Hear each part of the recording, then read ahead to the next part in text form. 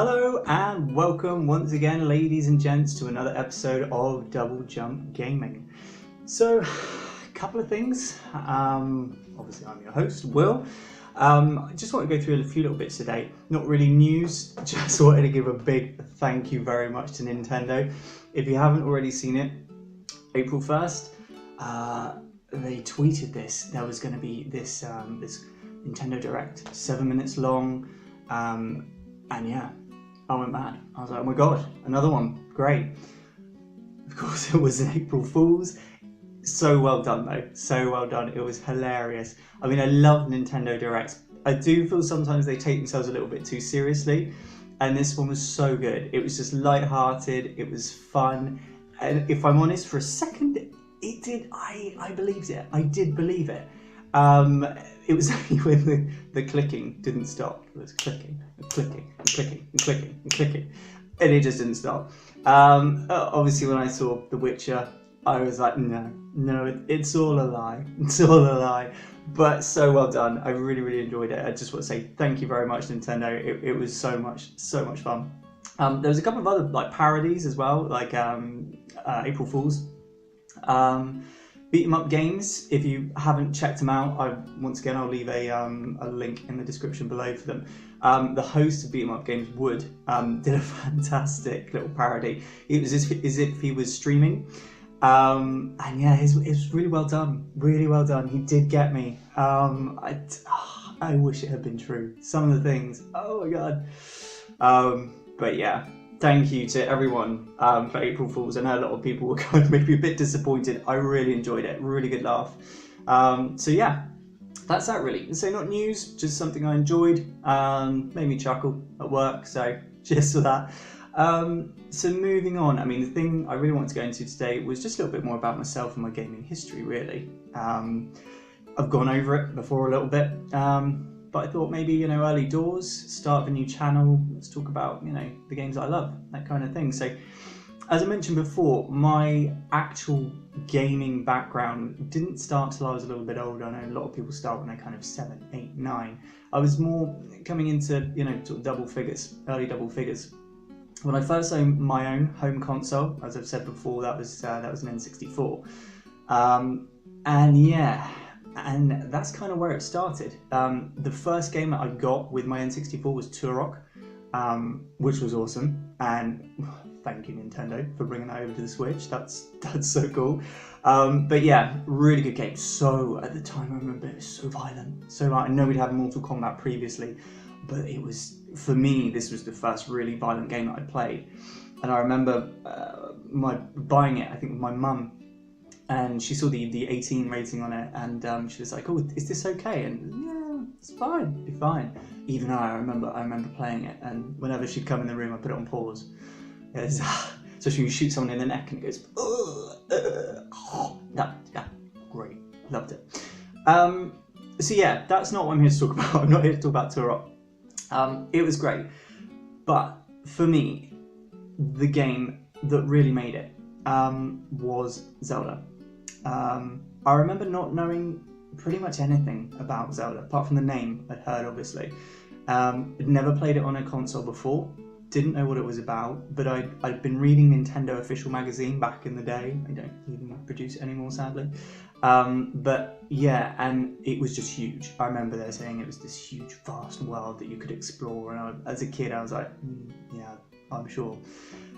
So yeah, I think it was birthday money I had, and I decided I was going to buy Ocarina of Time.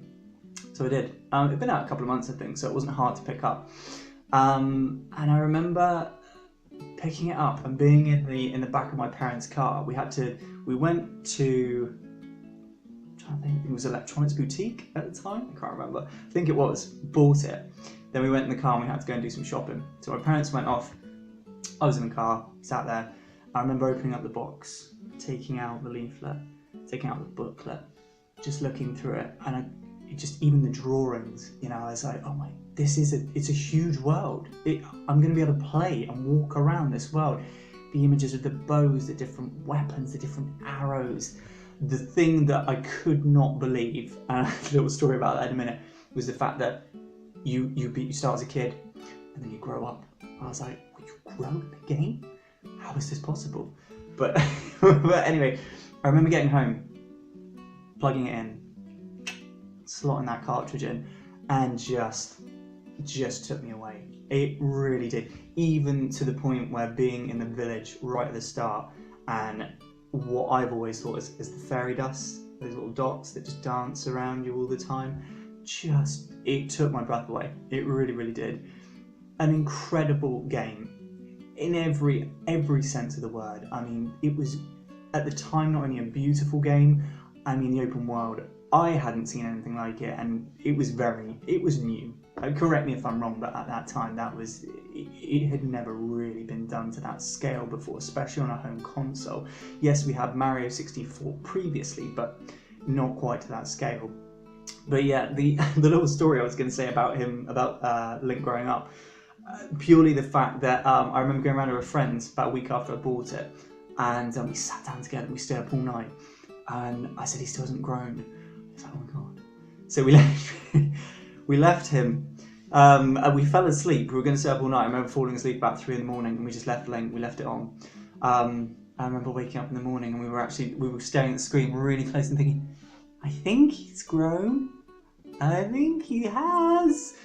Of course he hadn't. At that time, being naive children, we didn't realise you had to complete more of the story in order for him to grow.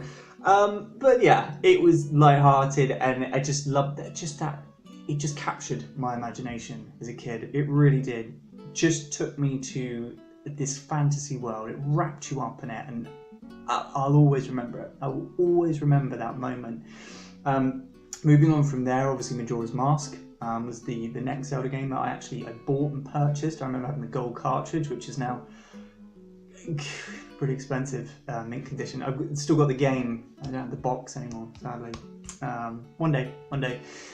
Yeah, once again, it was the same thing. It really was the same thing. I mean, damn hard though. Majora's Mask, even now, you go back and play it, you play the 3DS version, it is a tough game that, to kind of master the timing and everything, but worth it. So worth it in the end. Another just stellar game. Moving on from that, you know, I then started to go back a bit. I was getting a bit older, and I'm pretty sure I think I bought a Super Nintendo at a car boot sale or something. And I got some of the older Zeldas, obviously the first Zelda, I got Zelda 2. It started to, as the years went on, pick up, you know, the DS versions as well.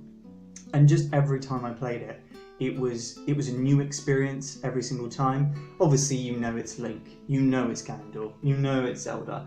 You know, it was just every time there was a whole new adventure, a different range of characters, just an absolutely stunning story every single time, and it just took me away. It absolutely took me away. Moving on, I mean, there were so many games in between, obviously hundreds, you know, games that I've played over the years through the different generations of consoles, and I've loved so many different types of games. You know, different types of games: beat 'em ups, shoot 'em ups, racing games, RPGs, JRPGs, MMORPGs, loads of different types of games. But I've always gone back to Zelda. Even with my Wii U, which, as I've said before, I still play. I promise you I do. And even with that, I have downloaded most of the Zeldas that you can get, basically. Just because I will just play them over and over and over. It just takes me back. You know, and they really are something special. Obviously, moving on from that now, we have, of course, Breath of the Wild. I mean, need I say any more? That, once again, for me, was like an Ocarina of Time moment. When I first saw that, it was this similar experience. I kind of thought, okay, they're taking what they've got from Twilight Princess. They're taking that kind of fighting style, as it were. They're taking that cell shading from... oh, forgotten. I've forgotten. It's gone. They've taken the cell shading from Wind Waker. God, I couldn't remember that. Yeah, and they kind of combined it, and this is going to be some mishmash. I thought, okay, that's cool. You know, that'll be fun. Then when I realised, oh no, that's not all they've done. It's basically Zelda Skyrim. I couldn't, that, when I played it, it was just that moment again. It was that moment again, bar having, unfortunately, a beautiful booklet to look through at the stunning pictures. But it was that same thing. I couldn't believe it. When you stepped out on the plateau and, initially, and you're basically naked, apart from a loincloth, and it's there for the taking. Everywhere you can see, you can reach. Everything you can cook, you can eat. Just incredible. A fantastic game. Absolutely loved it. Absolutely loved it. Once again, still to this day, happily play through that again. Happily play through that again. I haven't as yet, but just stunning. Absolutely stunning. The different things you can do in it. And I know we've got so many games that are similar nowadays, but nothing quite grabs me like that. It truly is a fantastic game. For myself, it's just reinvented that genre once again. The whole Zelda franchise, it's taken it, slapped it around the face, and then like, here we go again. And I know obviously we've got, we've got our Zelda at the end of the year that's coming out, which is going to be great. It's going to be fantastic, good fun, looks amazing. I like the art style. I know a lot of people don't, but I think it looks really, really good. It'll be fun. It will be fun. It will tide us over until hopefully what we're looking at, hopefully 2020 for the next big Zelda game. And once again, who knows? This could be another groundbreaking Zelda. Potentially, Nintendo are just the masters at what they do. They really, really are. I mean, PlayStation fanboys, Xbox fanboys, I know what these sort of people say about Nintendo, but you cannot slate their ingenuity. The things that those guys can do and the type of games that they can make is just above and beyond, anything really that I've played on any other console. I've been playing consoles for the best part of about 22 years, which kind of shows my age. But yeah, once again, it was just a video just to share my love of Zelda. I mean, there are other games. I will go into other games as well with you. But yeah, I just wanted to share the experience that I've had with Zelda, what I think about the series. I'll go into other things, I'm sure, at some stage, because if you get me started on Zelda, I'll just keep going and going and going. But yeah, a fantastic game all in all. So yeah, I'll leave it at that. Obviously, thank you very much, guys, for watching once again. If you have liked this video, obviously, click that like button. If you haven't already subscribed, then please subscribe to the channel and also hit that bell on the way down so you are notified every time my videos go live on YouTube. Once again, thank you so much for your time. All the best to you, boys and girls. Peace out.